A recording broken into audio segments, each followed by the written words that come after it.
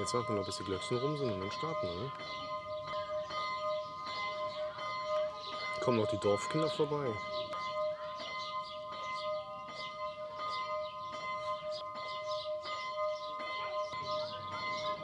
Wollen sie es aber wissen, ne? Aha, gut. Für ganz viele Betroffene von euch, die diese Videos guckt, steht eigentlich immer eine Frage absolut im Fokus, nämlich wie kannst du deine Symptomatik verändern?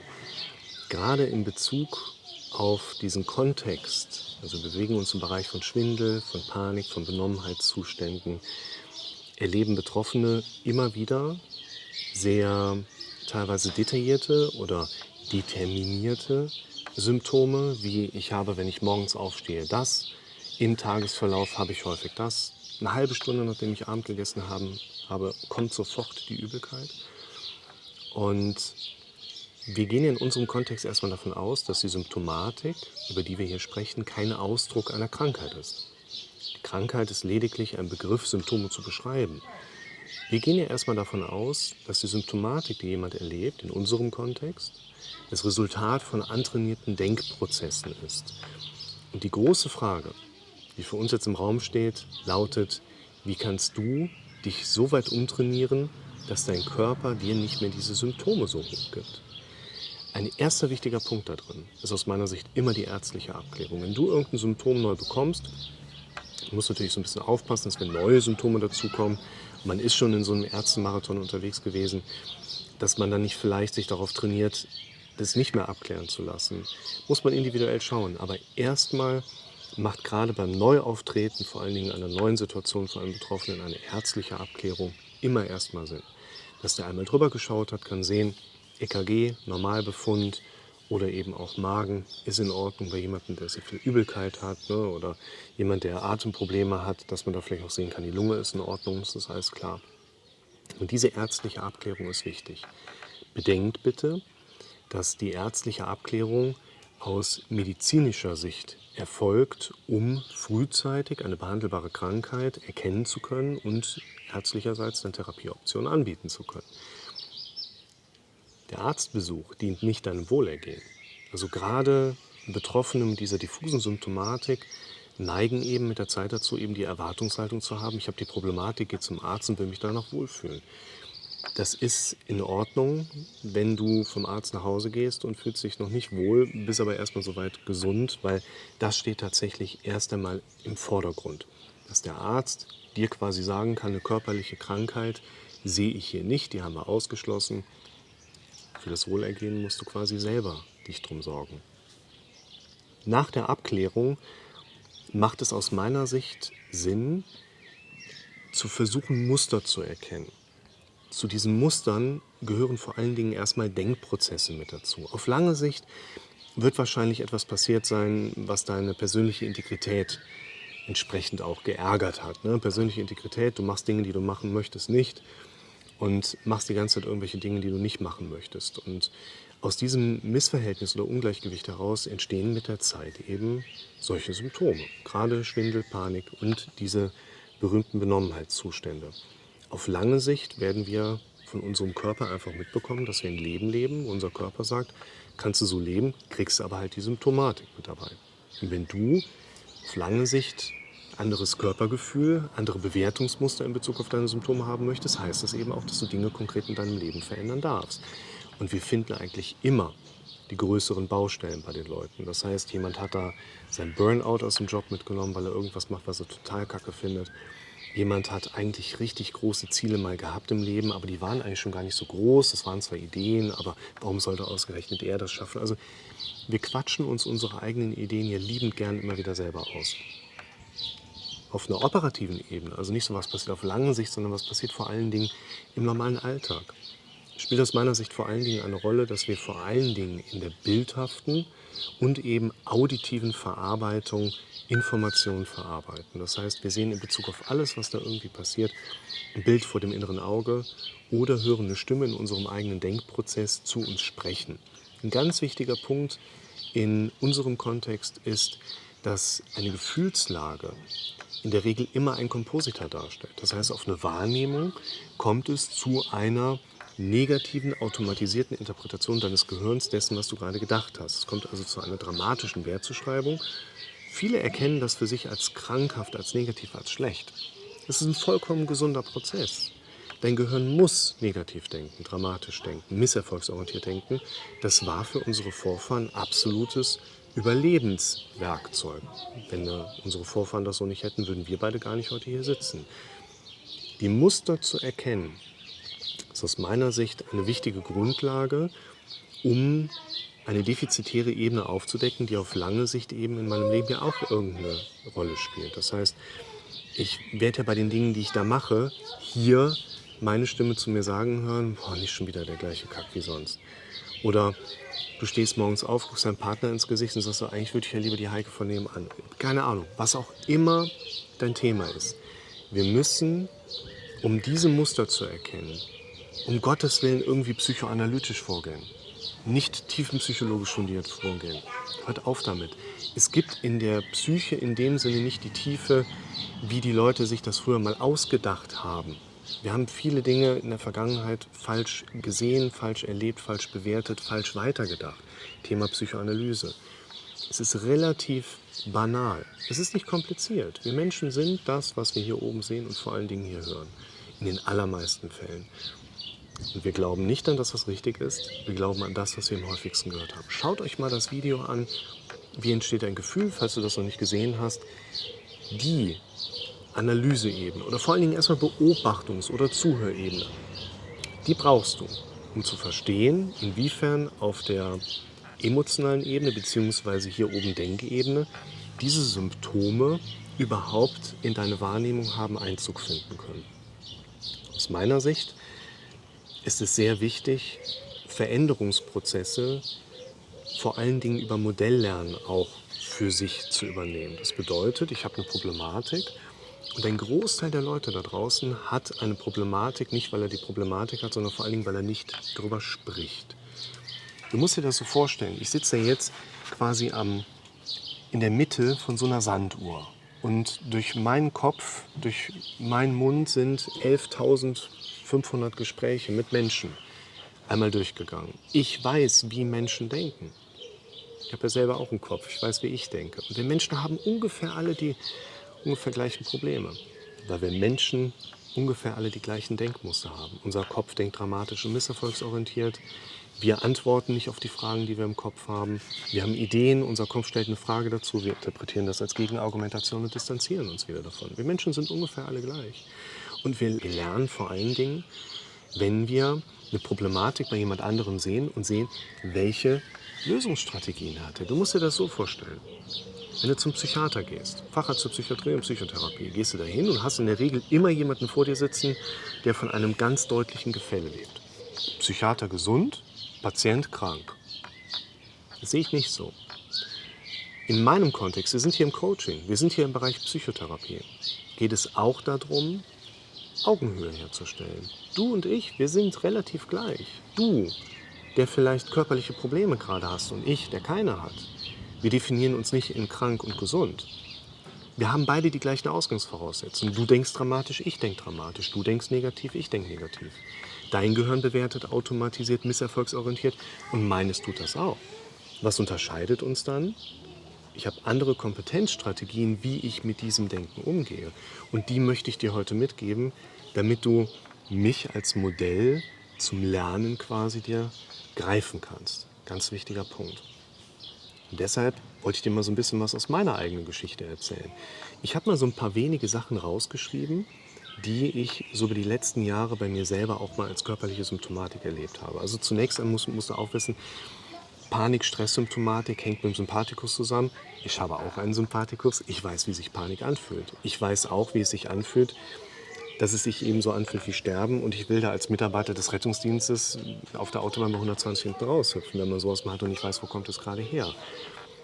Das ist nicht lustig. Trotzdem müssen wir da nicht in einem absolut ernsthaften Charakter drüber quatschen. Und es gab eine Zeit, 2009 rum, da habe ich in einem größeren Freizeitpark in Westdeutschland gearbeitet. Ich war dann in diesem Freizeitpark, es war echt total cool. Chefs waren cool, Die meisten Mitarbeiter waren ganz gut drauf. Das ist natürlich jetzt auch ein Laden, der ist eher so ein großes Sammelbecken für viele Menschen, die, wenn sie da nicht arbeiten würden, einfach arbeitslos wären. Der Werkschutz braucht man gar nicht drüber zu quatschen. Und es war eine gute Zeit. Es gab aber null Arbeitssicherheit und also so Arbeitsplatzsicherheit, Arbeitssicherheit immer groß geschrieben, das ist nicht der Punkt. Und ich hatte nachher wieder die Möglichkeit, bei meinem alten Arbeitgeber einzusteigen. Und ich war mega happy darüber. Bin zurück in eine normale Vollzeitstelle Rettungsdienst. Und hat mein Arbeitgeber aber entschieden, weißt du was, den Lukas, den setzen wir jetzt dahin. Hat er mir das mitgeteilt und ich denke so, boah, da habe ich eigentlich überhaupt keinen Bock drauf. Ich sag, hier, Chef, sehe ich mich überhaupt nicht drin. Doch, du bist das Zugpferd, du hast die meiste Erfahrung, wir wollen dich hier einsetzen. Ich habe in einem Job gearbeitet, der ging mir so in dieser Zeit gegen den Strich. Ich habe November 2009 Tinnitus hier, Tinnitus dort bekommen. Im März drauf, 2010, gab es Todesfall in der Familie. Ich war mehr oder weniger so ein bisschen angefreundet mit dem Rettungsdienstjob. Da kam so ein diffuser Schwindel. Und ich habe rückblickend für mich verstanden, körperlich absolut okay. Ich bin dann einmal irgendwann zum Arzt gegangen, weil wenn man selber ein Mediziner ist, da hat man keinen Bock zum Arzt zu gehen. Ne? Alles gesund. Was sagt der Arzt dann dazu mir? Vielleicht müssen Sie ein bisschen mehr essen, ein bisschen mehr Sport machen oder so. Also nichts, was jetzt irgendwie von Wert war. Aber es gab zu diesem Zeitpunkt eine Entscheidung, die ich getroffen habe, wie ich jobmäßig weitermachen möchte. Ich habe mein Leben verändert und ich habe es zumindest erstmal geplant. Und das Interessante in dem Zusammenhang war, in dem Moment hat dieser diffuse Schwindel erstmal aufgehört. Das war mega für mich natürlich. Ich habe das erst rückblickend verstanden. Und auch mit diesem Tinnitus. Ich kenne das, dass man morgens direkt aufwacht und hört, ist er da. Ich höre meinen Tinnitus heute nie, außer ich spreche drüber. Zack, fängt das Fiepen wieder an. Bei mir kommt halt, das weiß ich halt auch, nicht nur eine Belastung aus dem Kontext Rettungsdienst, Stressoren, immer mehrere Arbeitsplätze da wahrgenommen, studiert nebenbei, sondern ich war eine Zeit lang mal Berufsmusiker. Das spielt bestimmt auch eine Rolle mit dabei. Ja, die 3 Todfeinde eines Musikers sind Sonnenlicht, Mineralwasser, frische Luft. Danach habe ich auch mal so eine Zeit lang gelebt. Das hinterlässt einfach auch so ein bisschen seine Spuren. Und in dem Zusammenhang kenne ich einfach diese Suchmuster, auf die wir unser Gehirn trainieren und immer wieder auch damit unser Symptom in Anführungszeichen einladen. Ich sehe Kinderbeine im Hintergrund. Was ist los? Ich will auch in dein Video. Nee, die Kinder zeige ich definitiv nicht mit dem Gesicht, weil ihr dürft nicht erkannt werden. Den Fuß kannst du von mir aus mal ins Bild halten. Nee, doch nicht? Ja, okay. Papa, Ja, haben wir heute überhaupt Medienzeit? ja, nachher, Kinostunde. Ich bin, wie jeder andere auch, natürlich auch in gewisser Hinsicht vulnerabel, was das Gehirn hier oben sagt. Das heißt, ich bin ja auch nicht total kalt diesem Bewertungssystem hier oben. Das heißt, wenn mein Kopf dann sagt, was ist, wenn das so Schlimmes wird? Was ist, wenn das nicht mehr besser wird? Was ist, wenn das nie wieder weggeht? Zack. Also, ich kann da mitreden. Es gibt verschiedene andere Dinge. 2000, ich habe mir so eine kleine Liste hier mal gemacht, ne? 2011 ungefähr gucke ich in den Himmel, denke so, warum sehe ich da so viele Lichtblitze überall? Was ist das? Oh, ich trinke viel zu viel Koffein. Also ich immer wieder geguckt, sehe ich das noch? Ja, irgendwie sehe ich das noch. Oh, ich muss noch weniger Koffein trinken. Habe ich eine Zeit lang ganz auf Kaffee verzichtet. Kein Tee, kein Cola, kein gar nichts und so. Nix. Gucke in den Himmel, sehe es immer noch. Was ist das denn? Jetzt habe ich irgendwas an den Augen. Wen es interessiert, ist es vollkommen normal, wenn ihr in den Himmel schaut und Wolken seht oder sogar in den blauen Himmel seht, dass da kleine weiße Lichtblitze sind. Nennt sich Blue Endoptic Phenomena auf Englisch und gehört einfach zum normalen Sehprozess mit dazu. Es hat überhaupt keinen Krankheitswert. Das ist wie, wenn du sagst, hier guck mal, ich kneife mir in den Arm, dann tut's weh. Das ist doch komisch, oder? Und man würde sagen, nee, das ist vollkommen normal. Oder ich habe 2012 mein erstes Skotom im Auge entdeckt. Ich gucke auf ein Bild, gucke dabei runter und sehe, auf dem rechten Auge fehlt in der Linie so ein Stück. Ich auch betriebsärztliche Untersuchung, der hat mir einen Fliegenblick noch diagnostiziert, also auch kein pathologischer Wert, einfach, dass ich hier drin mehr sehe als irgendwie außen, springt meine Denkkiste natürlich auch an. Oder dass ich generell dieses Rauschen kenne. Man guckt vielleicht so ein bisschen überanstrengend, viel Kaffee getrunken, Man macht einfach viel, man sieht dieses Rauschen einfach, gerade in der Dämmerung oder in etwas nicht so ganz hell beleuchteten Räumen.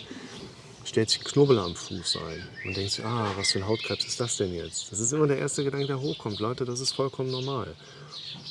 Was dann nochmal so ein bisschen schwieriger für mich auch war vor einigen Jahren habe ich eine Glaskörpertrübung bei mir stärker wahrgenommen, dass man einfach so kleinere schwarze oder graue Flecken im Gesichtsfeld hat.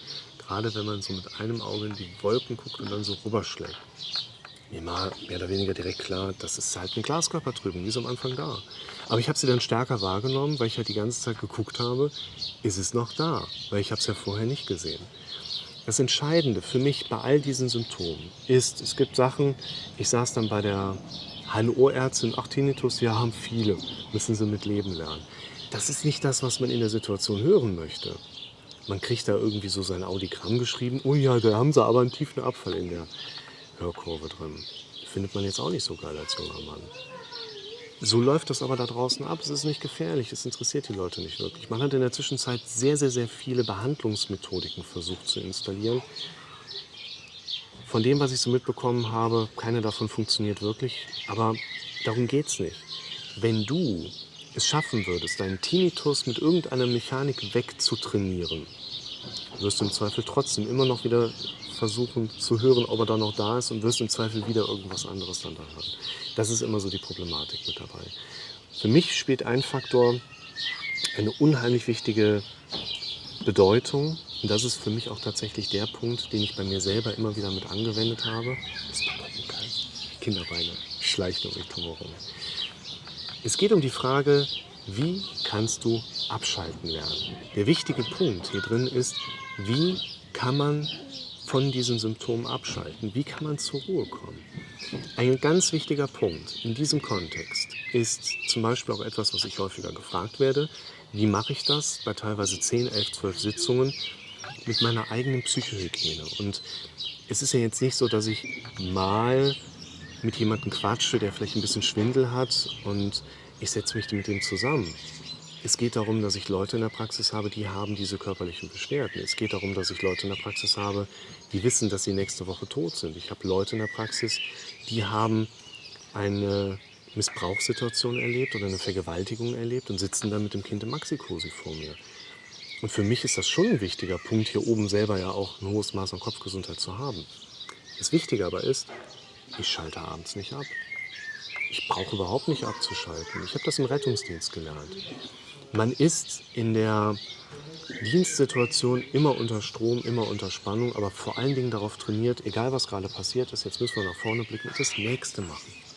So mache ich das in der Praxis auch. Ich bin darauf trainiert, wenn der Klient bei mir sitzt. Klientin, Klient ist egal. Und das sage ich diesen Leuten auch. Die sind in dem Moment für mich der wichtigste Mensch auf der ganzen Erde. Ich habe gelernt, diesen Menschen für mich in meiner eigenen Wahrnehmung zu 100% groß zu machen. Und wenn die rausgehen, dann mache ich den nächsten Klienten zu 100% groß. Es geht nicht darum, dass ich in der Sitzung mit dem Gedanken teilweise dabei bin, oh, was machen meine Kinder gerade, wann fahre ich das nächste Mal in Urlaub. Ich bin zu 100% darauf trainiert, hinzu dem Klienten. Und das ist ein ganz wichtiger Punkt für uns. Weil die meisten Leute versuchen, da nicht hinzuhören, da nicht hinzusehen. Die Leute versuchen, abzuschalten. Es funktioniert nicht. Anschalten. Distanz kommt nicht aus Distanz, sondern Nähe zu neu. Wenn du an irgendetwas hängst, dann hat das einen Grund, warum du noch hängst und nicht loslässt. In der Regel, weil du noch nichts zum Neugreifen hast. Loslassen kommt nicht durch Loslassen. Loslassen kommt durch Neugreifen. Das Beste gegen eine alte Liebe ist eine neue. Und das ist das, was wir trainieren dürfen. Ich gebe dir ein Beispiel nur für meine Glaskörpertrübung. Ich werde ja auch zu diesem Zeitpunkt, wo das für mich ein bisschen präsenter war, 20 Mal, 30 Mal, 40 Mal am Tag von meinem Gehirn darüber informiert, hey, du hast doch da was, guck doch noch mal dahin. Okay. Okay. Jetzt wird wieder repräsentiert, ich habe es abgespeichert. Es geht darum, dass du lernst. Und im Zweifel heißt das auch, dass du dir einen Plan machen musst, wo du dir Sachen aufschreibst. Immer wieder ganz bewusst zu gucken, da kommt der Impuls, sofort den Fokus auf andere Dinge richten. Immer wieder, wenn du merkst, dein Gedanke beschäftigt sich mit etwas, der fragt, oh, ist das Symptom vielleicht gerade da? schnell den Fokus auf etwas anderes richten. Es geht nicht darum, dass du jetzt versuchst, die beiden Kinderbeine da oben oder 4 Kinderbeine nicht zu sehen. Es geht darum, schnell den Fokus auf was anderes zu richten. Und dieses Refokussieren ist eigentlich das Wichtigste, was du lernen darfst. Denn deine Trainingssituation lässt dich dein Phänomen, dein Symptom immer wieder schnell erleben. Und du kannst dir das vielleicht vorstellen wie ein Muskel. Du hast mit deinem normalen alltäglichen Leben und Erleben diesen Muskel immer weiter trainiert. Und du kannst jetzt nichts machen, damit er von heute auf morgen kleiner wird. Ich kann dir keinen schnellen Tipp geben, wie du morgen früh aufstehst und suchst nicht direkt nach deinem Phänomen. Das ist auch keine gute Zieldefinition. Wenn du morgen früh aufwachst und suchst sofort nach deinem Symptom, dann hat das vielleicht was damit zu tun, dass du heute Abend dich schon wieder darauf programmiert hast. Es kann sein, dass du dich nicht direkt darauf programmiert hast, aber hast du dich heute Abend auf etwas anderes programmiert, sodass du morgen früh ein anderes Ergebnis erwarten darfst? Und das Wichtige ist aber auch im Alltag, sich die Erlaubnis hier eingeholt zu haben, weil der Arzt dir gesagt hat, hey, du bist gesund, dass du dann dich dazu entscheidest zu trainieren, sobald der Blick auf ein Symptom kommt, sofort im Kopf vielleicht auch was vorbereitet, vorprogrammiert zu haben. Du kannst dir nur ein Ass aus dem Ärmel zaubern, wenn du vor eins reingesteckt hast. Du siehst dein Problem kommen, du versuchst direkt auf etwas anderes hin zu fokussieren.